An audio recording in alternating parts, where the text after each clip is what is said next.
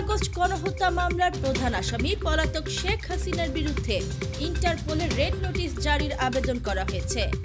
আন্তর্জাতিক অপরাধ ট্রাইব্যুনালের চিফ প্রসিকিউটর মোহাম্মদ তাজুল ইসলাম বলেন, আমরা আবেদন করেছি, রেড নোটিশ জারি হয়েছে কিনা তা স্বরাষ্ট্র মন্ত্রণালয় বলতে পারবে।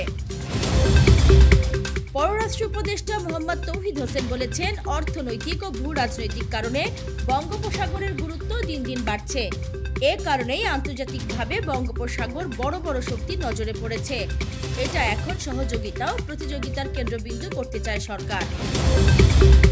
বেতন বাড়ানোর দাবিতে ঢাকার শাহবাগ মোড় অবরোধ করে বিক্ষোভ করে বঙ্গবন্ধু শেখ মুজিব মেডিকেল বিশ্ববিদ্যালয়ের প্রাইভেট ট্রেনি চিকিৎসকরা।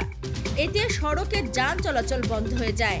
রবিবার দুপুরে শাহবাগ মোড় অবরোধ করেন তারা। রাজধানী কাকরাইলে প্রধান উপদেষ্টার বাসভবনের সামনে অবস্থান ও গণ অনশন কর্মসূচি পালন করে ইনকিলাব মঞ্চ। আওয়ামী লীগের রাজনীতি নিষিদ্ধ, জুলাই আন্দোলনে জড়িতদের নিরাপত্তা নিশ্চিত এবং গণহত্যায় জড়িতদের গ্রেপ্তার, এই 3 দফা দাবিতে এই কর্মসূচি।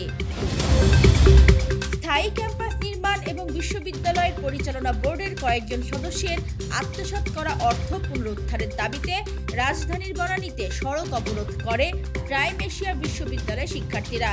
এতে ওই এলাকায় তীব্র যানজট সৃষ্টি হয়।